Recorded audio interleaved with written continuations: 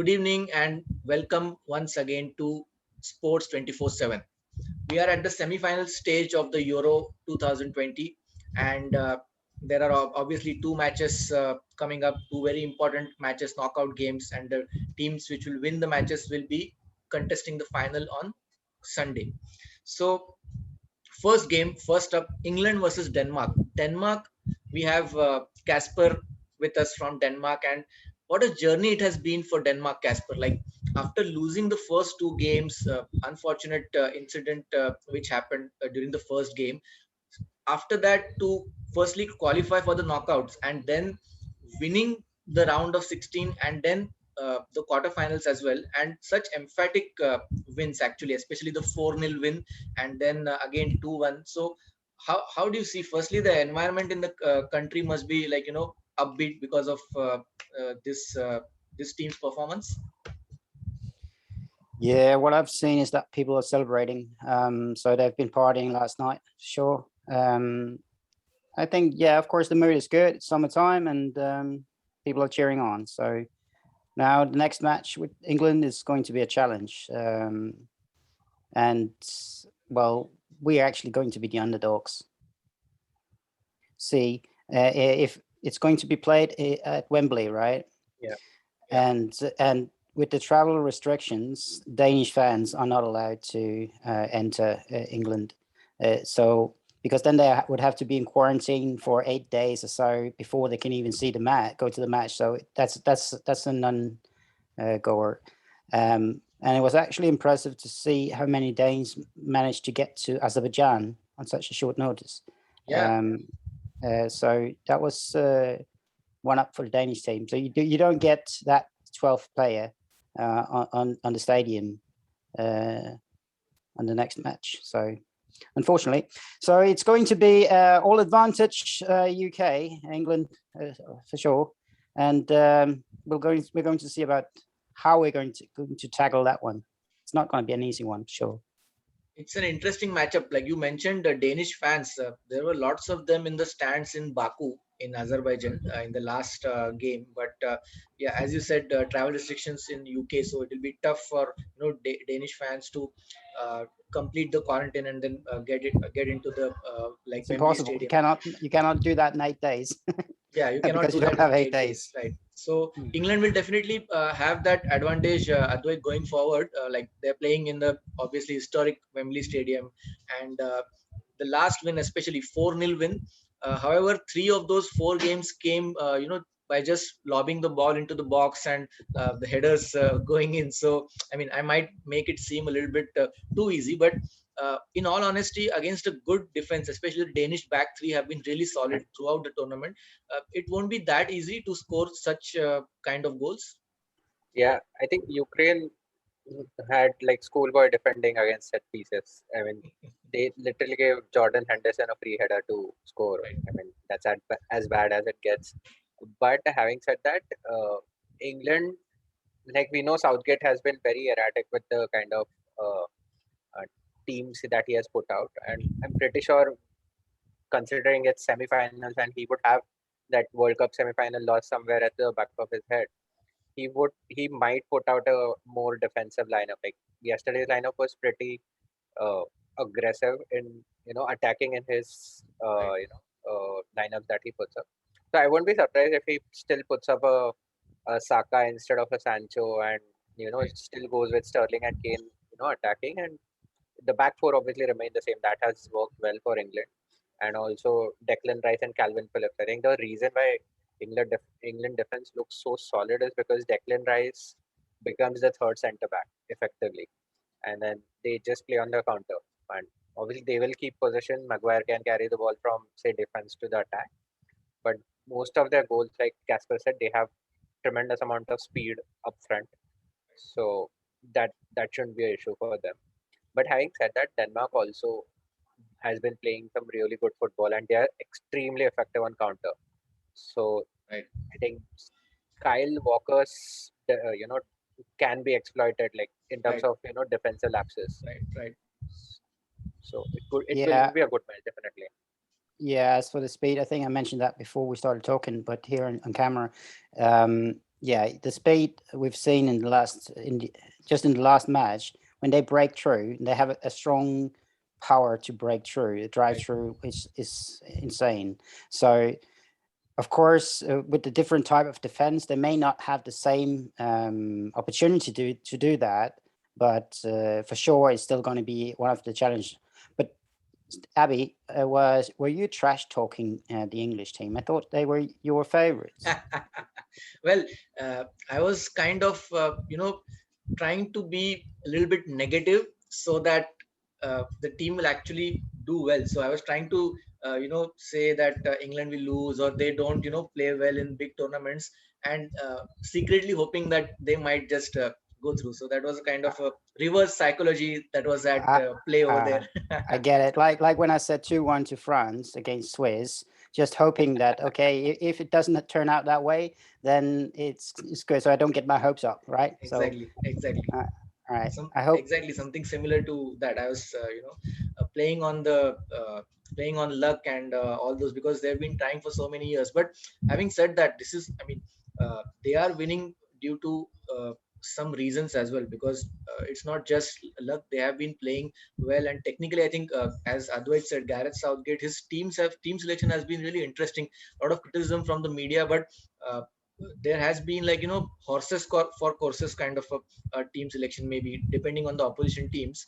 And Denmark England game, I see it more of a game which is two similar kind of teams, solid defense and uh, good speed on both sides, some good creative midfielders on both sides, good defensive midfielders as well. So it's a good contest. And I don't know, your predictions, Casper, for England versus Denmark.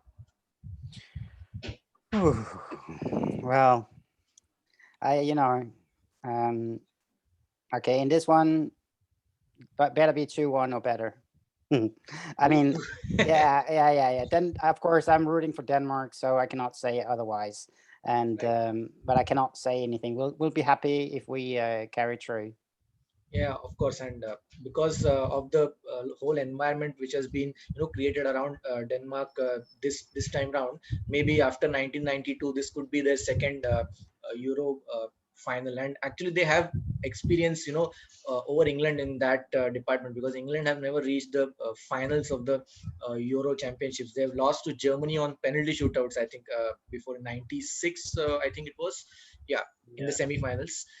So yeah, Advait, your prediction for England versus Denmark before we move on to Spain versus Italy. It purely depends on how England approach the game. If they take the game to the Danish team, then I'm pretty sure they'll win 2-0. But otherwise, I'm still going to go with 2-0 because they might just nick in one goal and then score one in 90 plus when the Denmark team is going all guns blazing, trying to get a equalizer. Right. So predictions, I'm noting it down, because when we have the next preview, then we'll come back to that. So Casper said 2-1 to Denmark, and Advait is saying maybe And two. if I may Yes. just add one last point, sure, England sure have home field advantage now in the Euros, Right. and however, we hope to pass through and resurrect Ericsson for the final. So Casper is saying 2-1 to Denmark, and Advait is saying probably 2-0 to England. Right. Yeah. So that's the first game. That actually, this is the second game, which is going to happen on Thursday, I think, or Wednesday. And then there is Spain versus Italy. Now, Spain versus Italy, there are two strong European teams, obviously, and over the last 20-25 years, the records in Euro as well as World Cups has been pretty good. Like Spain have won it twice in 08 and 2012. But in the last Euro 2016, I think Italy eliminated Spain in the round of 16. So they have that slight advantage, and Chiellini actually scored in that game, if I remember correctly. And interestingly, obviously, Italy has been the stronger team, Advait, like than Spain in this competition. Performance-wise, they've won every single game. Yeah. And to be honest, Spain was pretty disappointing in the last game as well. That red card shouldn't have been a red card. In fact, Switzerland lost out on a couple of players as well. So, despite that, they took it to the penalties, which itself was a big achievement. Um, to be honest, I don't see Spain winning this win against Italy, because one, Mancini is pretty sorted tactically. He hasn't tweaked around a lot, and the Italian defense is a very mature defense. And I mean, we know they're all like 30, 35 plus, but Right, those guys have been rock solid. The only thing which they will miss out on is the left back who got injured, right. and that gives Ferran Torres a free run at that wing. I mean, I'm sure they'll get a replacement for him, but he was having a really good tournament. So that's the only place where I feel Spain might be able to exploit it. But apart from that, I don't see Italy, not winning this one. Italy have been actually like dominating in every single game they've played, and Casper Yeah, Spain have been a little bit up and down. Like they won five, they scored 5 games in two, 5 goals in 2 consecutive games, but against Switzerland. Especially against a 10-man Switzerland, they struggled to score for I think 40, 45 or around 50 odd minutes. Switzerland played with 10 men, and still Spain were not able to score, and they won it in the penalty shootout. So uh, Casper, do you see Italy edging it in this one against Spain? Well, yeah, I like finding drive through that power from Spain where you actually get through and get the goals in. Where instead of the tiki taki, they can do that, but it's like they don't have that to take it all away. And if you look at okay, they played Swiss, and I cannot even remember which team they took out before. But if you Croatia compare that to see Italy, Croatia, yeah, 5-3 against Croatia. yeah, had to okay, thank extra you. time. So if again there they were struggling, right? Yep. So if you then take a look at Italy, they took out Portugal and Belgium. Yeah, no, Belgium No. took out Portugal. Oh, Yeah, Belgium took out Portugal. Who was the other team? Sorry, that Italy took out. Then Italy were, I think they beat Belgium in the last game, and yeah. before that, I think they won 2-0 or something. I'm not exactly able to recollect which team that was, Okay. So but yeah, they took out Belgium. yes, they took, yeah. That's surely and Belgium took out Portugal. So if you see the way to the game has been the hardest for Italy, and they have bravado throughout the Italy tournament. took out Austria, Austria. Casper, first. Austria, which was a weaker team comparatively, and then against Belgium, they were dominating, and actually they should have won 2-0. That penalty, as Advait was saying, this penalty, I was not so convinced. It happened at the edge of the box. He was not in a goal scoring position, but it was a slight nudge. But I mean, I didn't see it as a penalty. Yeah. So Casper, you were saying Italy have been clinical. You can say it like that, yeah. Yeah, So absolutely. so yeah, the dominant, most clinical team of the four is Italy, and they are currently the most likely to win. But everything can happen. And there is another factor, Advait, which I've noticed, the leadership factor. In the Italian squad, it's very clear that Chiellini is the leader. You can see him, shouting out instructions to his defense, to his midfield, and he's, the driving force behind their whole unit. And Spain, it's a new and young squad, kind of the goalkeeping error, which I saw. That's the first time I've seen this kind of a goalkeeping error. I Yeah, don't know, in the entire history of watching football, at least my last 20, 25 years or so. But so predictions, guys, predictions, Advait, predictions, Italy versus Spain. I'm going with 3-0 Italy. I don't see Spain scoring against Italy. 3-0. All right. Casper, 2-0.